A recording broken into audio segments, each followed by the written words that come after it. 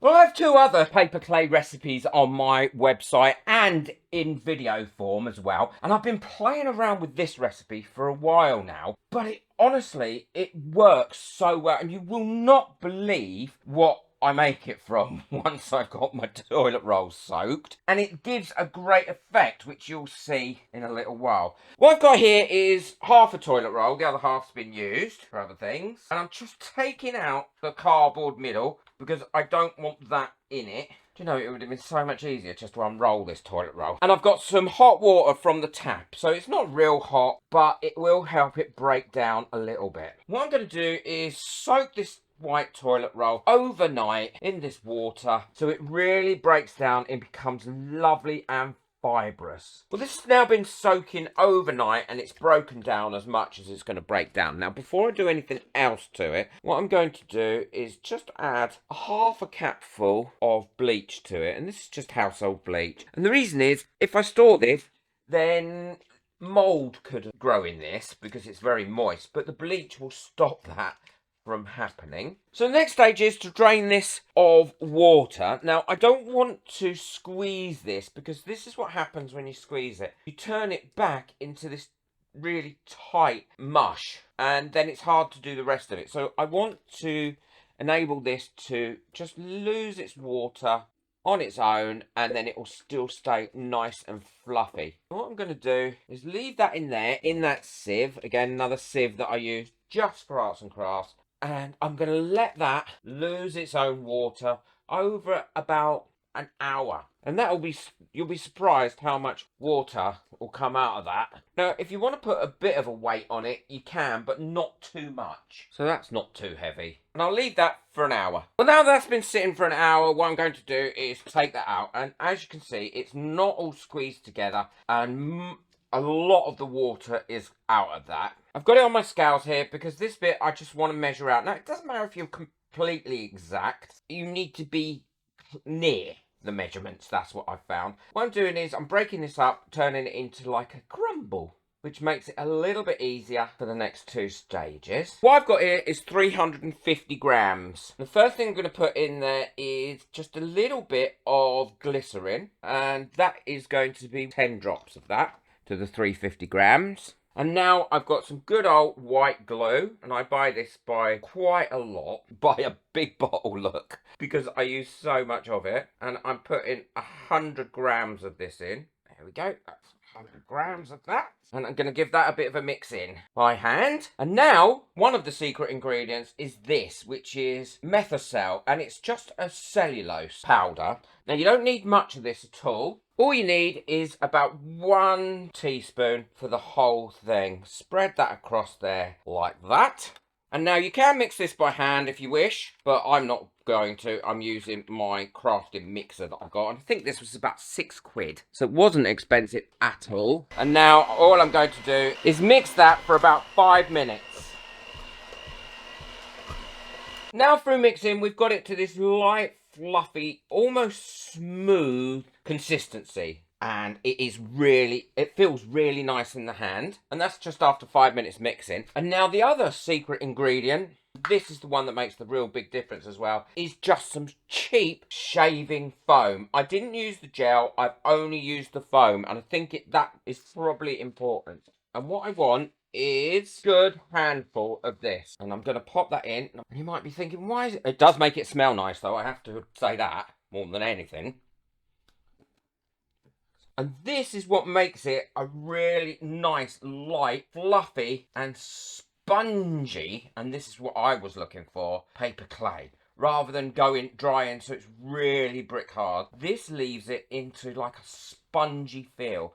Now, I don't want to break all those bubbles down too much, but I do want to stir them in and make sure that they're all in there really well. And this will also keep if you put it in a sealed pot. I'll show you in a second. Oh, it does smell nice. So that's all nicely stirred in now, and that has got a lovely consistency to it. Now, you cannot use this for really thick, so I wouldn't want to do really thick sculptures like that sort of size. This is more of a coating paper clay. Now, if you want to use a thicker paper clay, then you need to use my other recipe, which is a video that I'll share at the end of this, and also it's on my website free of charge, the recipe. Now what I've made this for is to give a soft finish to things that I've already made. So for instance, on card like that, if I want to get a nice soft finish, and I can smooth that out really well by just dripping my knife into some water and skimming that over the top, and then look how nice and smooth that has become, and that should give me a nice soft spongy finish afterwards, so it's not hard and spiky. Now I've not tried this with moulds, but I'm going to, for the sake of this. I'm just going to push it into some silicone moulds like that, of different sizes and shapes, and see how well it forms. Because this is a wetter solution, it does take a little bit longer to dry. If I'm going to just let it dry naturally, I'll let it dry for about 48 hours. But I don't always let it dry naturally. A lot of the time, I put it in my resin curing machines and I let it dry like that. Now, this one is a really deep mould. I'm not sure if it's going to work in this one, but I want to try. I'm going to push it really quite hard in there. The only trouble is with putting it into silicone moulds is it has difficulty drying out all the way through when they're really deep moulds like this. So I don't think this one's going to work out, but we will see. And this is how I store it.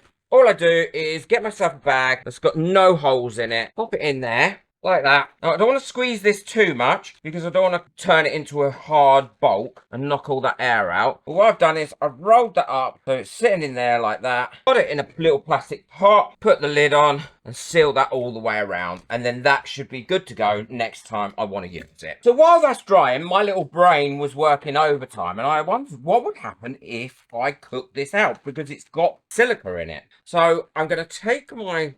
It might dry it out and allow it to still stay spongy, but also make it quicker. I've not done this stage before with it, so I don't think you need to do this stage, but I can't help but find out what it does. So I've got my heat on low here, and I'm just going to let this kind of cook out for a little bit. Keep stirring it because I don't want it to burn. And please don't do this in your saucepans that you're going to eat out of. These are just my crafting saucepans. I'm hoping that cellulose will swell up in there and start to turn it in maybe into even a different type of clay. So as you can see, that's starting to heat up nicely. You can see some of the steam coming off it. Now, I have knocked some of the air out of it. There is no doubt about it, but I still think it will finish off with quite a nice spongy paper clay. I'm just going to stir that around and I'm going to heat it probably for about 3 or 4 minutes. But the foam as well does seem to make it a much smoother clay. So that's had about 3 minutes of heating up and it has definitely thickened up as a clay. It's quite hot now. I've turned my little heating ring off. What I'm going to do now is keep stirring that now for about a minute. And it's not caught anywhere. It's not gone too dry, but it has definitely thickened it up a little bit.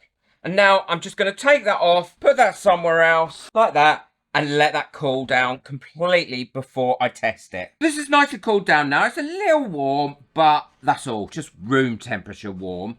What I'm going to do is the same tests on this. So I'm going to take quite a large bit like this. Oh, look, the rust is coming off me knife now because I've got an old tool. Smooth that out. And it still smooths out really, really well. Look at that. That's the rust off my knife. Well, these have been curing overnight now. It's been 24 hours. And this is lovely and cured. And this is what I mean about them being spongy. It doesn't go really, really brick hard, even though it's fully cured. So it's bendable. And I think that would be a really good thing to have when you're coating things in paper mache or paper clay. Now this is definitely not going to be dry all the way through because it never is in a silicone mold. So what I'm going to do is take that off and hopefully it's going to keep the impression in there enough that I can then let it dry out. Now a couple of bits didn't come out because they stuck in there really quite hard, but that's not a problem because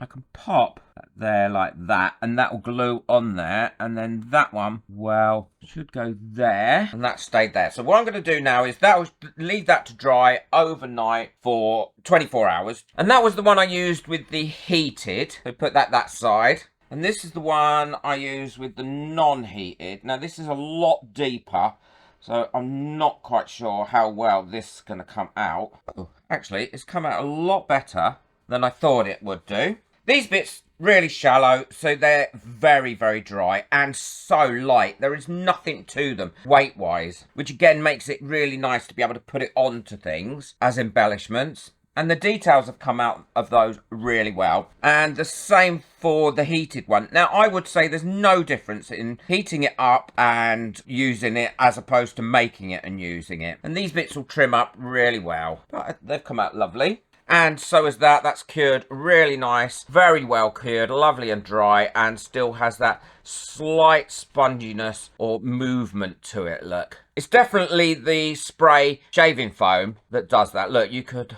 bend that into a shape that you wanted to bend it into. So we'll leave these to dry for another 24 hours, then I'll come back and I'll show you what they look like. Well, these are completely dry now and there is no weight to them at all whatsoever. Now, this isn't a general purpose paper clay, I wouldn't say, like some of my other ones.